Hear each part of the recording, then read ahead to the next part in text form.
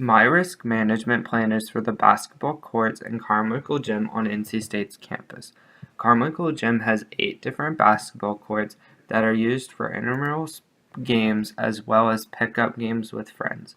Not only do students play basketball on these courts, there are also opportunities to play sports like badminton, soccer, or volleyball based on facility schedule and availability.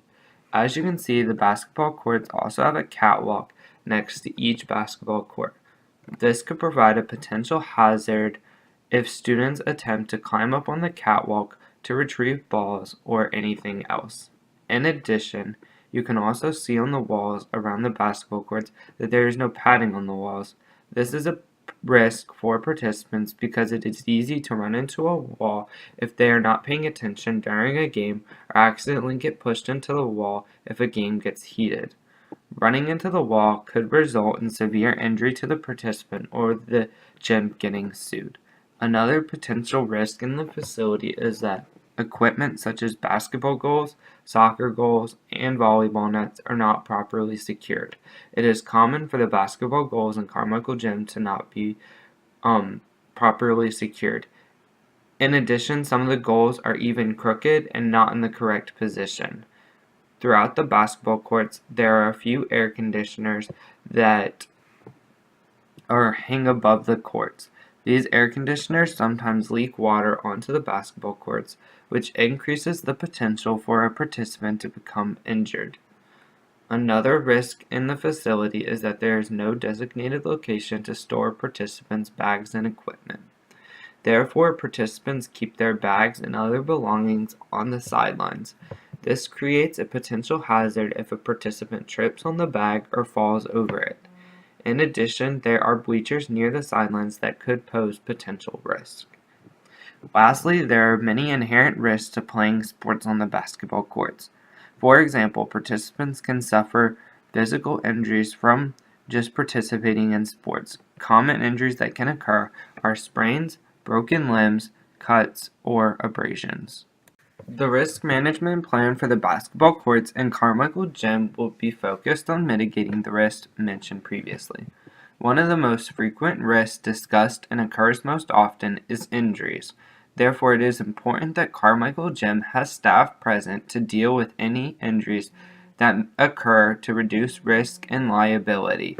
During intramural games, University Recreation has employees on the basketball courts to assist with any injuries or provide medical assistance. During open play, employees complete hourly checks on the basketball courts to ensure the safety of participants. In addition, there is an AED located on one of the walls of the basketball court.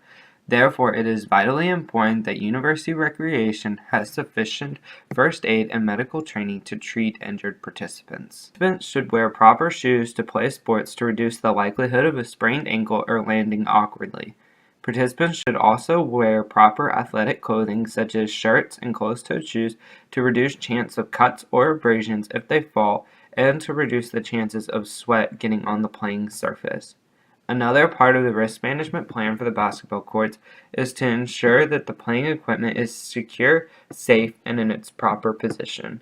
This is important because if equipment like basketball goals or volleyball nets are not secured properly, it could result in serious injury. This can be prevented by ensuring that employees are trained on how to set up and tear down equipment properly. In addition, staff should conduct periodic checks of equipment to ensure that it is safe for all participants. Another risk that was identified was the possibility of running into the walls and lack of padding on the walls. University Recreation should consider installing padding on the walls. This will help protect players if they run into the wall and protect the university from getting sued.